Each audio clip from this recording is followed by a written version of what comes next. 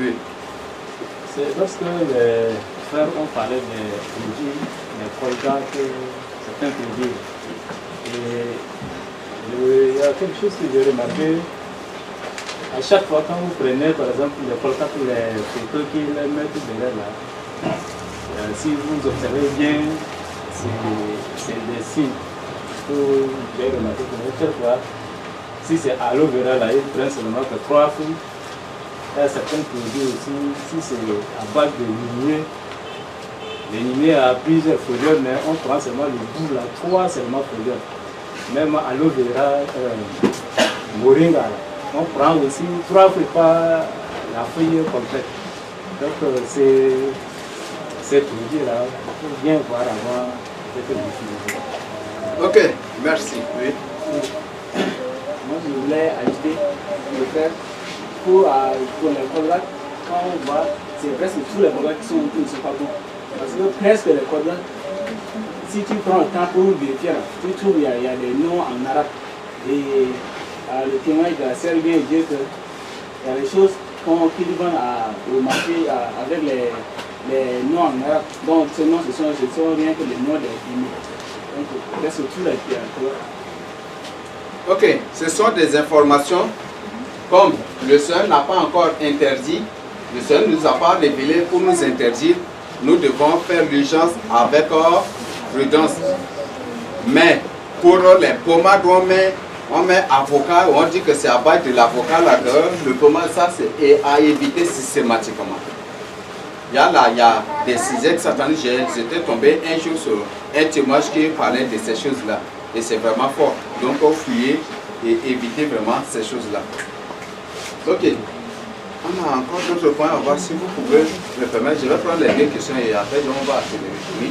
Excusez-moi, pour la Deutéronome 15 là, tu viens annoncer à quelqu'un, mais cette personne n'a pas accepté du coup. Tu reviens encore. Bon, le fait d'insister là, est-ce que tu obliges? Le fait de revenir vers lui, peut-être pensant qu'il va changer. On peut insister sur une parole que la personne n'a pas comprise. Tu évangélises, et la personne dit, moi, tel point là, moi, je ne vais pas croire. Tu peux insister pour lui expliquer ou lui éclaircir. Mais si la personne expressément refuse de comprendre, là, tu peux la laisser. Là, c'est une personne qui est déterminée aussi dans sa voie. Donc je crois qu'il n'y a pas de problème. Mais dire que tu dois suivre le Seigneur, aller trouver un musulman, tu dois aujourd'hui, là, tu dois accepter le Seigneur Jésus dans ta vie. Ça va être vraiment compliqué. Oui, il y a une personne qui demande la parole, quelle fois c'est?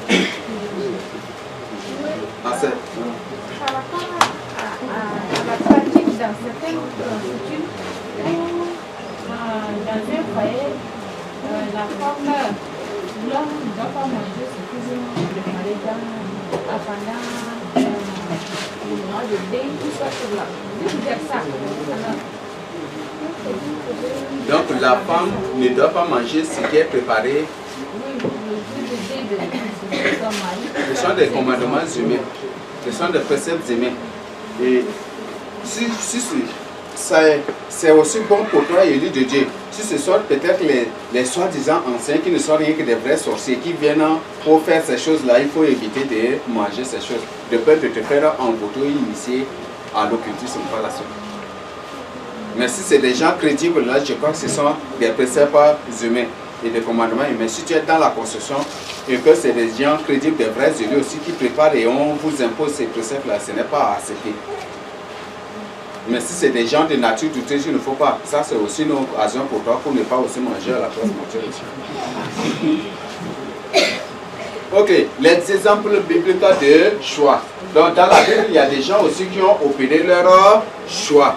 Ils ont choisi de suivre, de servir le Seigneur, de marcher avec l'Éternel, d'observer, de mettre en pratique la parole de Dieu.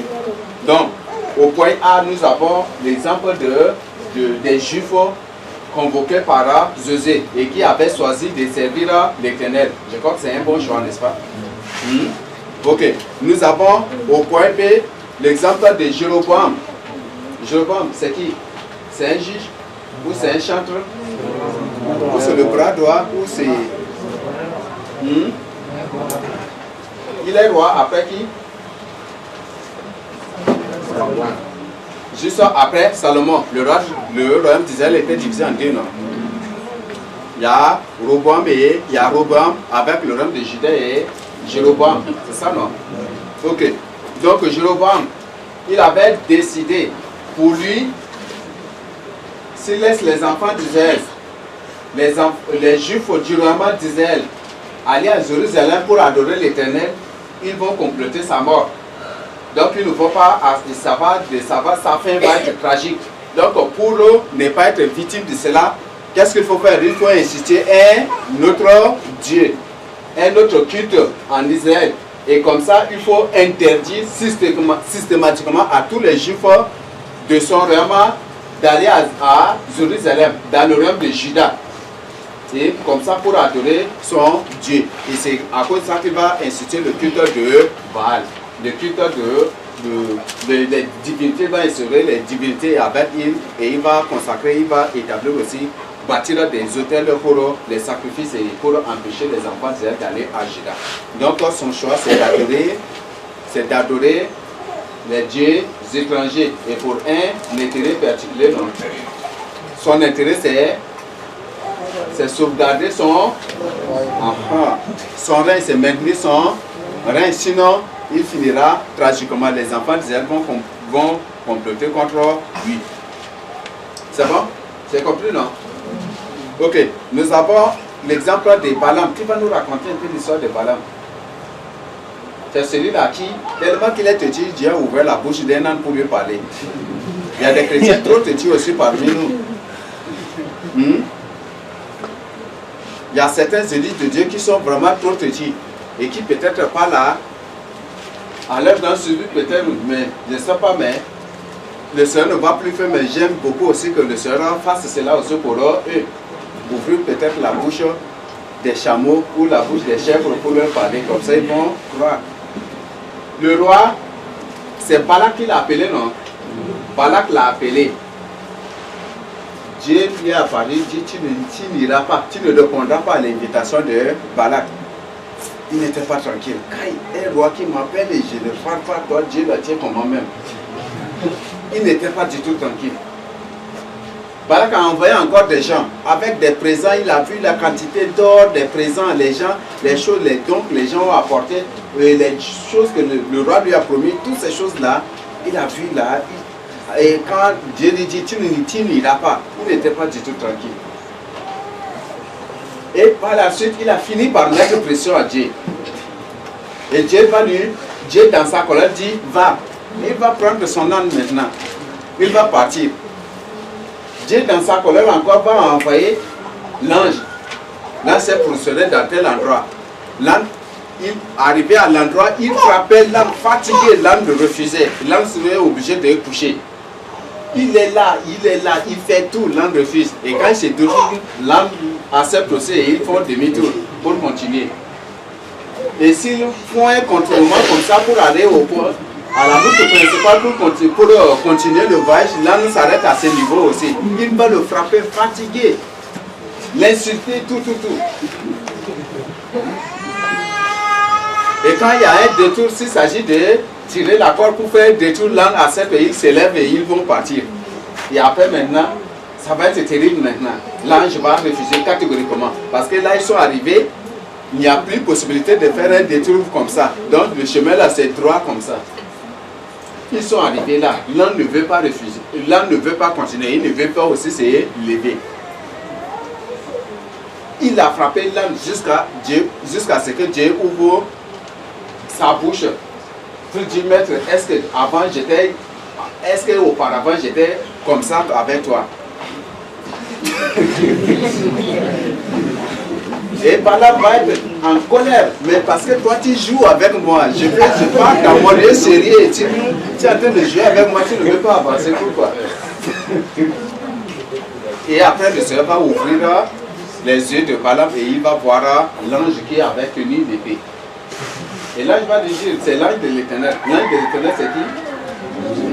C'est celui-là qu'on appelle l'Éternel, c'est celui-là qu'on appelle aussi Le Seigneur des armées, celui qu'on appelle aussi le Seigneur Jésus-Christ. Et l'ange d'Éternel avait tenu l'épée dans sa main. Il dit, ton âne là t'a sauvé. Parce que si tu avançais, j'allais te couper un morceau, mais ton âne là t'a sauvé. Il lui a dit ça. Oui. Si l'âne approchait, il allait le courir, l'Éternel allait le mettre en pièces. Et là, quand il a vu l'ange de l'Éternel avec l'épée, lui aussi, il a refusé, il s'était couché. Et par ça, il a sauvé aussi la vie de Balaam. Et par la suite, le Seigneur va lui permettre, il est parti. À la première consultation, le Seigneur a dit, non, tu ne dois pas maudire ce peuple, mais tu dois plutôt le bénir. Il finira son sacrifice par une prophétie de bénédiction sur Israël. Deuxième consultation, c'est la même chose. Troisième, c'est la même chose. Lui insistait. Il a choisi d'obéir à Dieu, mais il a fini mal. Par la suite, les Juifs l'avaient tué. Pourquoi ils l'ont tué? Les enfants d'Israël l'avaient tué. Pourquoi cela? Parce que c'est lui qui avait donné l'idée de pousser les enfants d'abord dans l'idolâtrie. Il a donné l'idée à Barak que si vous voulez que ce peuple soit maudit, il faut le pousser d'abord à l'idolâtrie. Pousser à se marier aux femmes étrangères.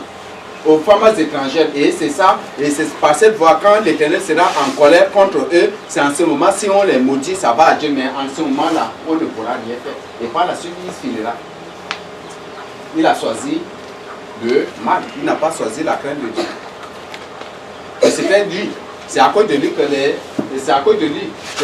le roi de Moab, Balak a envoyé des gens, des femmes prostituées qui s'étaient déguisées pour pénétrer le camp des Juifs. Et puis les Juifs encore s'étaient mariés à ces femmes, aux femmes étrangères. Et c'est à cause de ça qu'après ils vont tuer aussi ceux qui ont fait ces choses, ont commis ces actes.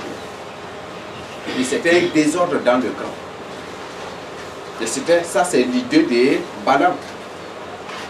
Donc malgré qu'il ait obéi, qu'il ait soumis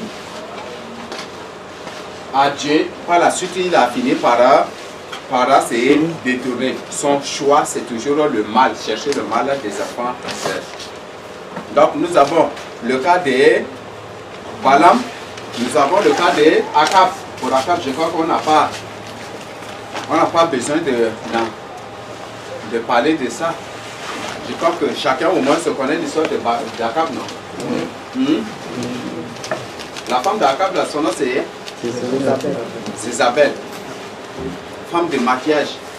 Et en lisant même dans la Bible, on trouve que c'est elle qui a commencé même avec les idées de maquillage.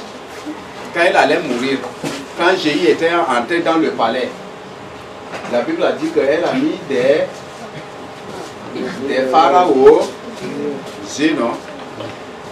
C'est ce que les femmes font aujourd'hui aussi. Ce n'est pas les phares des voitures qu'elle a mis aux yeux. C'est autre chose ici. C'est bon?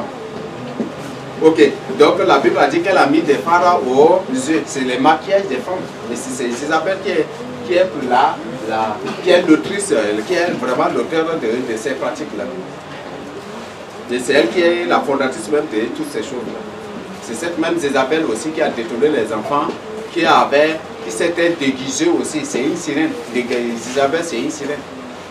Et cette même Isabelle-là qui s'est déguisée aussi en prophétesse dans Apocalypse, comme à qui le Seigneur lui a adressé des reproches et même aussi des avertissements par rapport à son activité sexuelle. Donc, Akab, lui aussi, l'a choisi. Malgré les avertissements d'Élie, il a toujours tenu à Baal. C'était ça, non?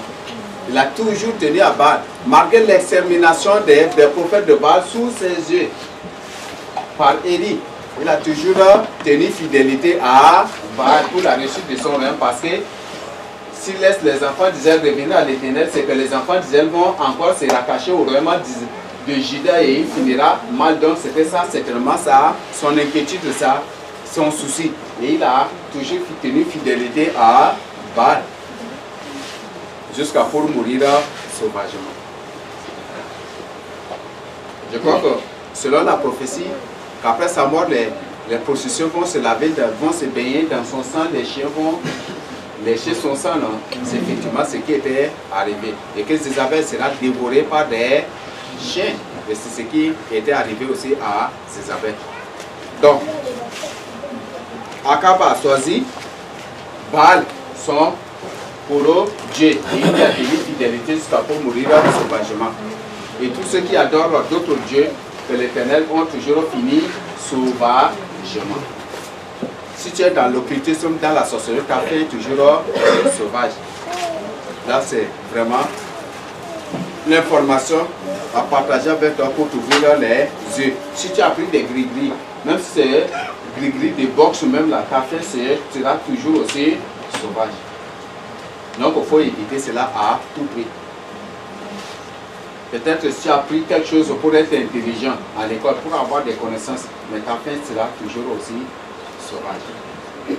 On va finir par, Satan finira par t'affoler, te rendre fou, et par la suite tu finiras aussi sauvagement. Et c'est ça l'humiliation. Évitez vraiment ces choses-là. Fuyez ces choses-là. Venez dans les mains du Seigneur. Comme le Seigneur dit, cherchez-moi et vous vivrez. Dans Amos 5, verset 4, non. Cherchez-moi et vous vivrez. Cherchez-moi et je me laisserai trouver par vous si vous me cherchez de tout votre cœur. Donc, un bon comment je te répondrai. Tels sont les messages que le Seigneur nous a adressés dans Jérémie 29, 11 à 13, dans Jérémie 33, verset 3. Si vous lisez, vous allez découvrir ces conseils et ces précieux aussi appels que le Seigneur nous adresse. Il dit que lui, l'Éternel, ce qu'il veut, c'est notre bien, ce n'est pas notre malheur. Il veut notre bonheur, mais ce n'est pas le malheur que nous cherchons. Donc, si nous sommes frappés par des malheurs, c'est parce que nous lui avons désobéi, parce que nous ne sommes pas soumis à lui, parce que nous sommes infidèles, c'est à cause de cela que nous sommes frappés par des malheurs. Mais si on revient à lui, il va revenir en arrière et détruire tout ce qu'il avait déjà programmé pour nous rétablir dans le bonheur. C'est ce qu'il nous a dit aussi. L'exemple de Ruth au point F, je crois que nous avons appris l'histoire de Ruth, non? Le livre de Ruth se trouve dans l'Ancien Testament, c'est dans le Nouveau Testament.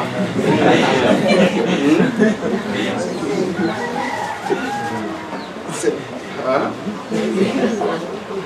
Oui, juste après le livre des juges, on va trouver le livre de Ruth.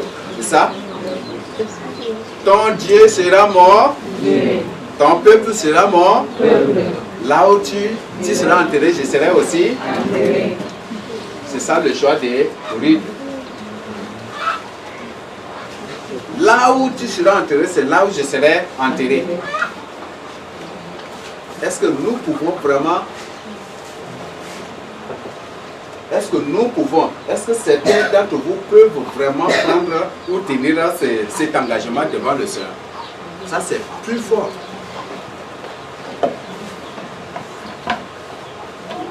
Peut-être le Seigneur, tu dis, là où tu seras enterré, là où le Seigneur veut m'emmener, je serai prêt à aller. C'est ça, non? Si le Seigneur dit, au désert du Sahara, là, il y a des peuples, donc je t'envoie là-bas. Tu vas dire, la chaleur, tu vas dire même ça, non? Vrai ou faux? J'ai été surpris qu'à un moment, beaucoup de pasteurs me rendaient des visites et certains qui m'appelaient.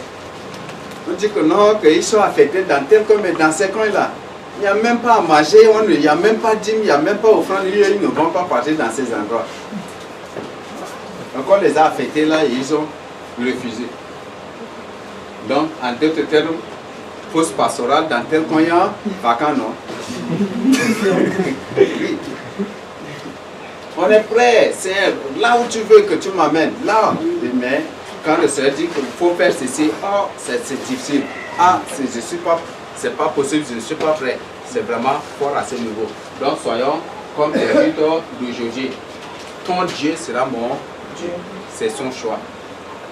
Orpa a décidé de repartir vers ses dieux, n'est-ce pas? Elle a décidé de repartir vers ses dieux. Mais elle, de son côté, Ruth, a décidé de de continuer le chemin pour trouver le vrai Dieu. Et il a fini aussi, elle a fini par trouver. Elle est la grand-mère de Jésus. Je voudrais vous informer. Oui, de sa prostituée. Elle s'est mariée à Boaz. Boaz après c'est Esaïe. Esaïe c'est David, la prostituée de David que Jésus était né. Elle est la grande. Or c'est une païenne, une personne qui adore d'autres dieux. Elle n'a aucun lien juif comme ça dans son sang. Elle est une étrangère qui est venue comme ça. Mais à cause de sa conviction, à cause de son engagement, de sa décision, elle est devenue la grand-mère de Jésus-Christ. Jésus-Christ. Voilà, donc c'est très important. Nous avons l'exemple de Naaman. Naaman aussi a fait un choix. Vrai ou faux? Quand on lui dit qu'il y a un prophète là, à Samarie là, si tu viens le consulter, il va te guérir de ta maladie. Il est parti pour informer à son roi. Le roi a envoyé une lettre au roi de Samarie, au roi d'Israël. Et quand l'autre roi a reçu la lettre, il a déchiré ses habits. Est-ce que moi je suis Dieu pour guérir ton général? Vous, mes généraux, chassez bien que ce type-là me cherche déjà des problèmes. Il est là, il a dit ça, non? Et quand Élisée avait entendu parler de cela, il a envoyé des gens vers lui pour dire, fais-lui venir. Et il comprendra, ils sauront qu'il y a un homme de Dieu ici. Naaman était très content quand il arrivait. Élisée avait refusé de sortir à sa rencontre. Il dit, va directement au Jourdain. Il faut entrer cette fois dans l'eau. Il faut te laver 7 fois dans l'eau et tu seras purifié. Donc pour lui, il veut que Élisée sorte à sa rencontre et prier et invoquer l'Éternel sur lui pour être purifié. Mais Élisée a fait le contraire. Or, la loi même interdit le contact entre un lépreux et une personne qui est pure, non? Et c'était à cause de ça que Élisée lui a ordonné, il faut aller dans le Jourdain. Il était furieux, il était parti, il partait, mais furieusement. Et son serviteur, il dit, mais est-ce que le Jourdain, là, l'eau qui est très sale comme ça, les eaux de mon pays, est-ce que ça ne valent pas mieux que les eaux d'ici, les eaux du Jourdain? Son serviteur va et lave-toi seulement. Il est parti, quand il s'était purifié, il était revenu très content. Il dit, aujourd'hui, là, j'ai décidé d'offrir des sacrifices à l'Éternel. Donne-moi une portion de terrain pour que j'offre des sacrifices. Il était très content, il a offert son sacrifice. Et par la suite, il dit, Élisée, tu sais bien, mon roi là, il adore votre Dieu. Et là, il est en train d'argumenter, il est en train de justifier déjà son choix de continuer toujours dans l'idolâtrie. Par continuer par adorer son Dieu. Tu sais bien, mon roi là, il adore autre Dieu. Et quand il part dans le temple là, c'est sur ma main là qu'il s'appuie. Donc c'est sur ma main qu'il s'appuie pour entrer dans le temple et pour se prosterner. Et quand il attrape ma main, je suis obligé aussi de me prosterner devant ses dieux. Donc que Dieu me pardonne pour ce que je vais faire. Dans l'affaire. Et quelle réponse Élisée lui a donné? Va en paix, c'est fini. Parce qu'il trouve que ce n'est même pas quelque chose. Même s'il lui produit des conseils, c'est des conseils qu'il ne va même pas mettre en pratique. Donc il dit va en paix et c'est fini. Donc Naaman a choisi toujours les dieux de son maître. De continuer par adorer le Dieu de son maître. Pour être toujours général. Mais s'il ne le fait pas, il risquera d'être destitué. Et pour maintenir son poste, il faut toujours continuer dans ça. C'était ça son choix. C'est bon? Nous avons l'exemple de réclamation de Barabbas par les Juifs. Qui voulez-vous que je relâche? Ils ont réclamé qui? Ils ont réclamé Barabbas et ils ont laissé le Seigneur Jésus-Christ. Donc c'est tous les Juifs qui avaient décidé de libérer le mal, de laisser le mal en liberté et de maintenir le bien en captivité. Et c'est ce qu'ils ont fait. Non, c'est aussi leur choix, non? Parce que c'est un chef de rebelle, non? Quand il est relâché, il va continuer toujours. Et par la suite, les Juifs avaient connu aussi une dispersion mondiale. C'est un chef de rebelle qui est relâché encore. Et en public, à la vue de tout le monde, et aimé par tout le peuple, vous croyez que la rébellion va cesser, va continuer. Donc ils ont dit, les Juifs ont décidé, ils ont choisi le mal, de laisser le mal en liberté, pour retenir le bien ou la vérité en captivité. C'est ce qu'ils ont fait. Et par la suite, ils vont subir aussi les conséquences de leur choix. Donc c'est aussi leur choix, non? Il y a beaucoup de gens aujourd'hui aussi qui cherchent, qui choisissent toujours le mal. Il y a des gens qui appellent le mal le bien, qui appellent le bien le mal aussi, qui font ces choses-là. Et le Seigneur dit, malheur à ces gens-là. Nous avons l'exemple de Judas. De Judas d'abord. Il y a Judas qui est l'une des tribus d'Israël. Nous avons Judas. Judas, qu'est-ce que la Bible nous dit? Après avoir livré le Seigneur, s'il revenait au Seigneur de tout son cœur, le Seigneur allait le pardonner. Mais il est parti encore se suicider. Et c'est à cause de ça que le Seigneur dit qu'il a choisi sa part. Il a choisi la mort. Judas lui-même a choisi sa part.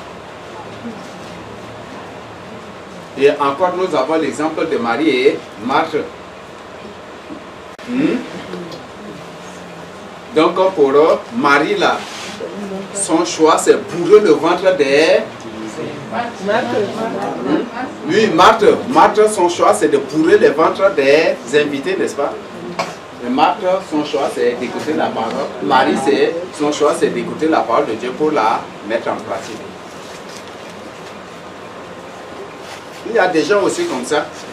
Quand on est en culte ici, leur choix là c'est de bourrer le ventre, ils sont là à la cuisine, et ils seront là à la cuisine, et nous aussi, tranquillement, la parole de Dieu fait tranquillement le culte ici, et eux aussi font tranquillement leur culte de cuisine aussi là-bas. Ce n'est même pas leur préoccupation. Et quand, peut-être après avoir travaillé, fatigués, ils vont revenir. Est-ce que vous n'avez pas, on est deux seulement là à la cuisine, vous ne le faites pas, ils vont venir grandir encore. Et c'était ça aussi la réaction de Marthe, non? Vous croyez que c'était seul le Seigneur qui était venu avec tous ses disciples, avec une quantité de gens. Non, Marthe, s'il était à la cuisine, on ne sait pas si c'est marmite numéro combien même qu'elle préparait. Et malgré tous les travaux, elle était vraiment fatiguée. Et en colère, elle est venue. Est-ce que ça ne te fait pas la peine de voir Marie me laisser travailler seule? Parce qu'elle était fatiguée. Donc, cette pratique-là, c'est aussi une idolâtrie. Et c'est bon d'abandonner. Quand on est en culte, qu'il n'y a point du tout une personne à la cuisine, ça va beaucoup nous aider. Nous sommes là tous pour bénéficier de la parole de Dieu. Donc, c'est très important. Voilà quelques exemples bibliques que j'ai de choix, quelques exemples bibliques de choix que j'ai trouvé à partager avec nous. Je ne sais pas s'il y a d'autres exemples que vous avez trouvés à compléter aussi. Je nous accorde ce mois pour ça. Ou s'il y a des questions, vous pouvez les poser aussi. Oui. Ma question c'est sur l'exemple de Judas.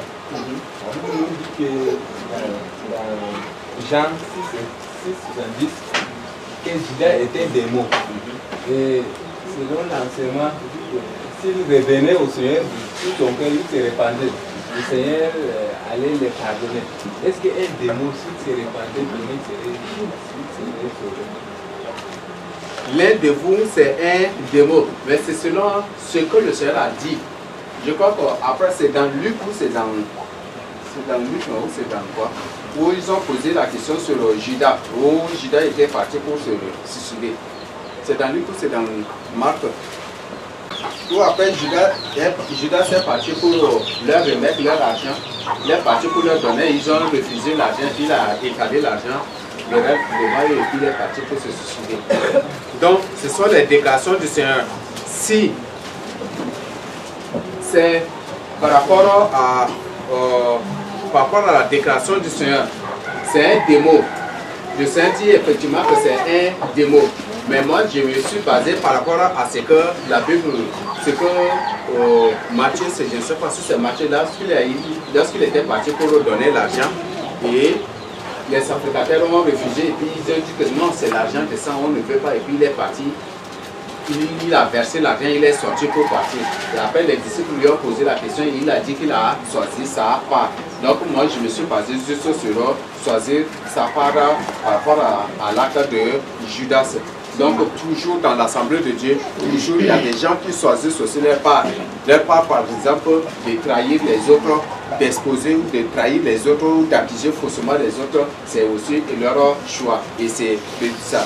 Et ce choix, c'est un objectif aussi qui se fixe pour être parmi les autres. Donc Matthieu 27. C'est Matthieu 27, non? Ok.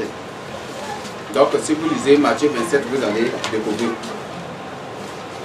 Mais un démon ne sera pas sauvé. Mais moi, j'ai pris juste le contexte de ce que le Seigneur Jésus-Christ a dit. Si on se comprend. Oui. Ok, je voudrais un peu à l'exemple de Jésus. Dans l'assemblée, lorsque Jésus disait voilà, ceux qui vous voulaient servir, et aussitôt les enfants d'Israël ont répondu que voilà, loin de nous de servir autre Dieu, nous allons servir que l'Éternel. Je ne sais pas si tu pouvais réfléchir, pourquoi ils n'ont pas le droit, ils pouvaient réfléchir avant. Aussitôt ils ont accepté, c'est par crainte d'être châtiés par l'Éternel, ils ont accepté ils pouvaient réfléchir avant de faire ce choix. Mais aussitôt ils ont dit loin de nous de servir pour Dieu. Bon, comme on n'était pas à leur époque, on ne peut pas déterminer qu'est-ce qui les a poussés à s'engager si vite et par la suite, juste après la mort de Jésus, s'est détourné de l'Éternel. Parce que juste après la mort de Jésus, et quelques temps après, ils se sont détournés de l'Éternel pour adorer d'autres dieux. Et c'est ce qui était passé. Ou on ne sait pas si c'est pour plaire à Jésus parce que c'est leur chef, le Seigneur l'a établi, le chef de tout. Leur chef, c'est à cause de cela qu'ils étaient obligés de parler ainsi pour plaire à leur chef, on ne sait pas. Mais il y a certains parmi eux ont vraiment aussi la crainte de Dieu. Parce que là, en disant le livre de Juges, on trouve que la famille de Caleb est fidèle à l'Éternel, à Dieu. Et qui avait vraiment la crainte de Dieu. Et c'était tout au long même de la vie des enfants d'Israël au temps du roi, au temps des juges.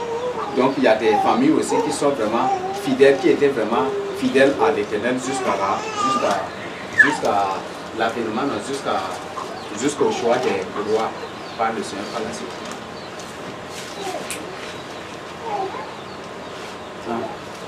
Ma question porte sur l'exemple c'est Balaam. Oui.